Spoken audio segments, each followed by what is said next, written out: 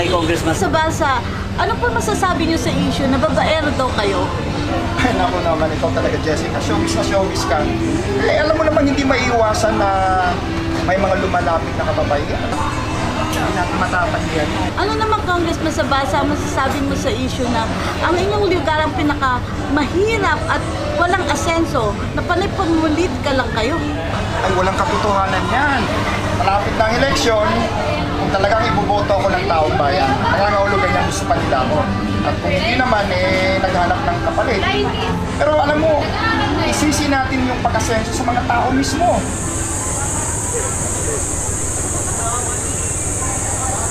Nagpapatumba daw kayo ng inyong kalaban gamit ang mga preso.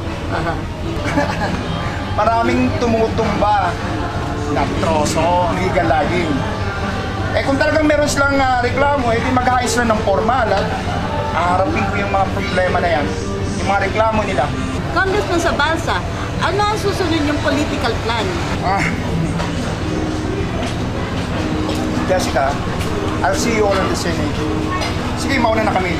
Salamat, Congressman, sa pagpapaunlak sa panayam na ito. Maraming salamat din.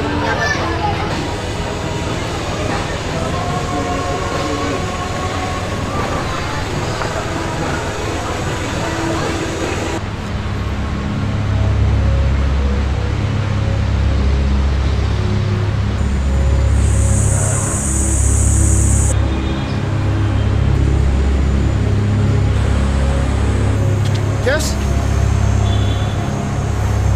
Hey! Tumuyo ini! Dalagan!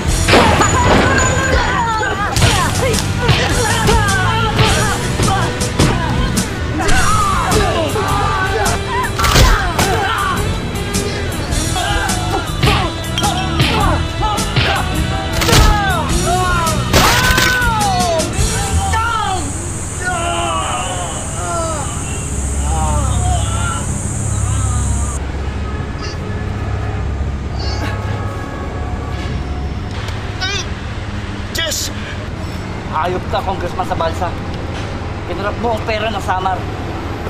Pati mga kababaihan, binaboy mo pa.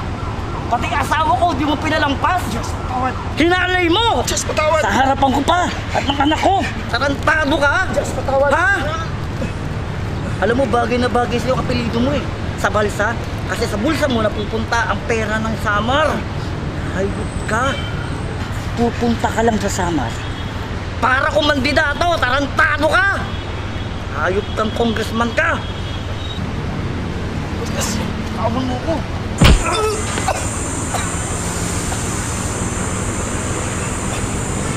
Alam mo, buti na at mayroong isang himalang dumating. Nagligtas siya sa akin para singiling kang pabalik. Ngayon, sabihin mo sa akin kung anong dahilan para buhayin pa kita. Bigyan mo ko ng dahilan para buhayin pa kita! Sabihin mo! Marami akong kayamanan na pwede ibahagi sa'yo. Yes, wag